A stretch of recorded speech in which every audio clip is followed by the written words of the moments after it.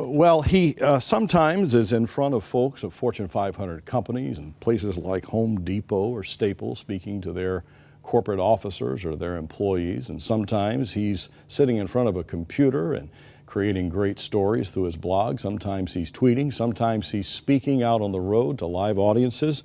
Sometimes he's writing New York Times best-selling books. And I'm talking about our guest here, Jon Acuff. Jon, welcome. Thanks for having me, John. It has really been encouraging because I've watched your career these past, I'm going to say 15 years, and watch what's happened. And man, God has really just opened up some amazing doors for you. It's been wonderful, and I always like to tease people when they tell me their 5-year plan. And I go, that's adorable. You think that's how it's going to go? How cute, how quaint. Yes, it is. Tell me again your 10-year plan that God's going to go blah, blah, blah, blah. All right, so it's just a little biographic stuff, and we're going to have a couple of segments with Jon, and we're going to get into this brand new book of his. Just hit the New York Times bestseller list last night, and we're thrilled to have him here at 100 Huntley Street. It's called Do Over. We're going to talk about the book.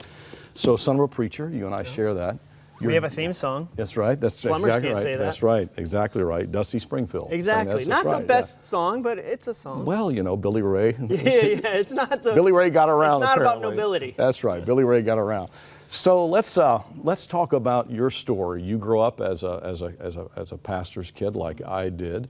You were born in North Carolina. But your dad planted a church in Massachusetts, in unchurched New England. Yeah, first grade we moved to Massachusetts, and he planted a Southern Baptist church, which at the time was unheard of. That's right. And so I really learned a lot about going on adventures with God that don't make sense maybe on the outside, right? But you know are right on the inside from my dad. So what was that adventure for you? You were transplanted from the South into the North, and we're talking to both sides of the border. This show is seen in the United States and in Canada. What was that like for you as a kid? Because I moved to Canada with my children from the Deep South in 1993, and moving into a different country, and for Southerners to move to Massachusetts, that's another country. It was an awesome experience. I learned a lot about loyalty. In the North, I think it's survivor's mentality. You've all made it through the winter, and there's this deep loyalty. They might not talk to you at the grocery store. Right. That was weird when I went back to school in the South, and random strangers go, how's your day? I wouldn't be like, what's it to you? How you doing? But at the grocery store, they might not talk to you, but there's a deep sense of community and loyalty in New England and the North that I really learned to appreciate. How have those experiences and then some of the later experiences, how did it shape your early writing? Because you've done a lot of humor and stuff Christians like. Stuff Christians like. .net, the silver medal of internet addresses. I mean, that's my wife Sharon's a huge fan of Jon's, by the way.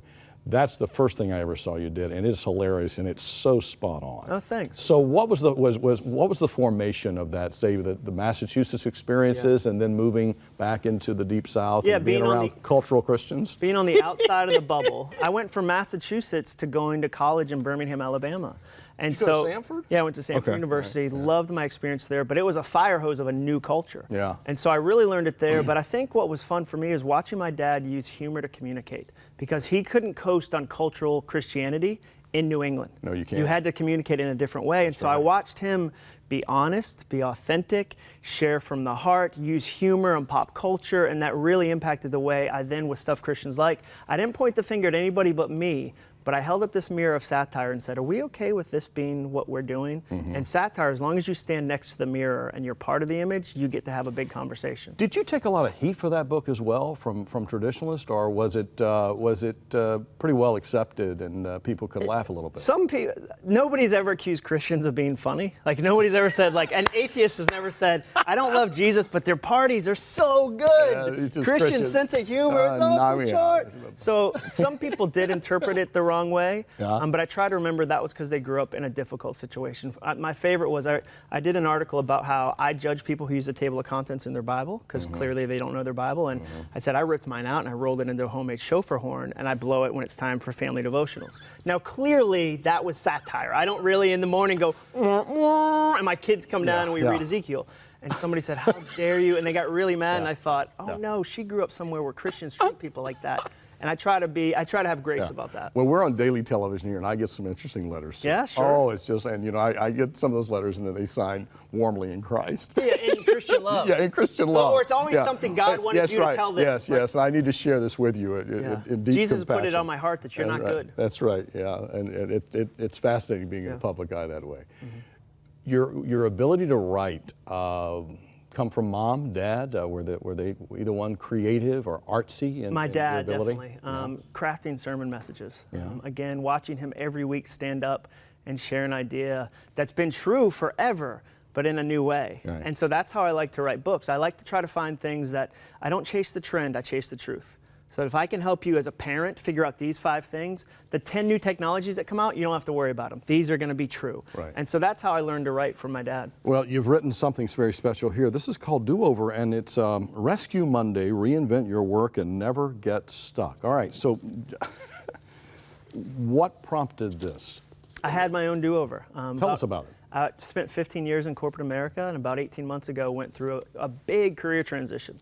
And so I wrote Do-Over because I needed it first. And then, did you see it coming? Or, because you talk about expected, unexpected changes. Did you see this coming? I think like anything big in your life, you don't see it coming. Okay. I think anything that God calls you into, you don't necessarily see coming. Well and a lot of times, you wouldn't even know how to handle it if He did show it to you.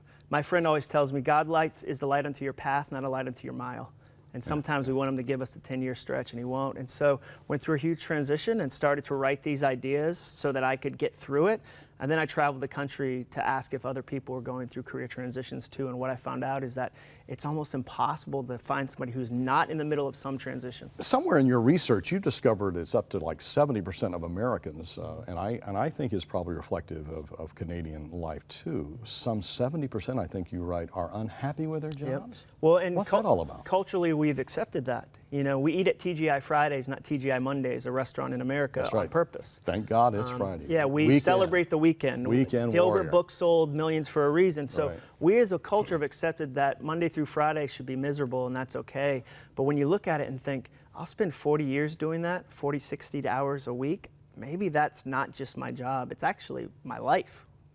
So when you wrote the book, or you researched the book, and you were going through your own experiences, you began to think, okay, there are other people in life that are facing this too. So what did you want to do here? Did you want to give people the tools and the essentials of trying to, or the courage to seriously and be intentional about a do-over? There's 2 things I wrote the book for. Number 1, to give you permission to dream, give you hope. There's 2 things I know. You're capable of more than you think, and it's going to be harder than you think.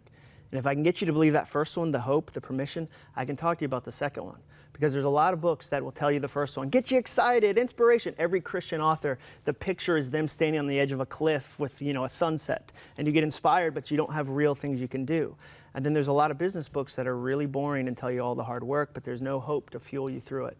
And so I wanted to write that book to say, hey, if you're 52 right now, and you're facing a career change, and you thought, by now I'll never face a career change, it's okay that you're facing one. Here's how to get through that. Here's what a do-over looks like. If you're a college grad about to graduate, huge do-over. You're about to trade 3 months of vacation for 8 days a year at a job. That's a do-over. Yeah. So let me show you how to get through that. That's what I wrote the book for. And in the U.S., there has been, in part because of the Great Recession a few years ago, there has been, the baby boomers are not retiring as soon as they used to. They can't afford to retire. And so there is this bottleneck of these college grads, university grads coming out, and they can't find work. Yep. Because you've got this, I guess it'd be your generation. Yeah. They're in the middle that we're stuck too. Yeah, in the middle. Mm-hmm. So you're talking about and we're going to get more into this in our next time together. But you're really talking about a breakout process. Have the courage to get out of the status quo and dare to dream, dare to do something big and great and amazing. And realize there's steps, and it's going to take time. We live in an instant culture where we expect things to take a minute. In our next segment, we want to talk about 4 essential ingredients you outline in the book. It starts with relationships. Yep. Can you go through those 4, and then we'll wind this up and we'll crank it up again on the other side? Certainly. It's relationships plus skills plus character times hustle. And relationships are just the people you lock arms with during an adventure, during a do-over. Skills are what bridges the gap between amateur and expert. Mm-hmm. Character is who you are. It's your heart. And hustle is how hard you work. Right. And then you add those up, those four, and you come up with what's the phrase that you call it? A career savings account. A career savings account. So everything that you do in these four things, as you build them, develop them, mature them, sandpaper them, refine them, polish them, it then adds up and it becomes this savings account for you in your life and your career. And over time, as you accelerate and get better, it's compound interest. Yeah, and you bring it with you at every job. I don't know what job you'll have in 10 years, but I know you'll never have a job where they say, we wish you were less connected. We wish you had less skills. Yeah. And so what I tell people is in the middle of a transition, before a transition happens, wherever you are, build up these four things because they will serve you the rest of your life. This is available, and I hope that you will get it available in our e-store, and as well you can get it other places, local bookstores and online. It's called Do-Over. It's by Jon Acuff, and you already see in our few minutes with him in this first interview how engaging he is, how much fun he is, and it communicates as well, that humor and that practicality in this and all of his books. As well, you can find out more about Jon. What's your website, Jon? Acuff.me. That's...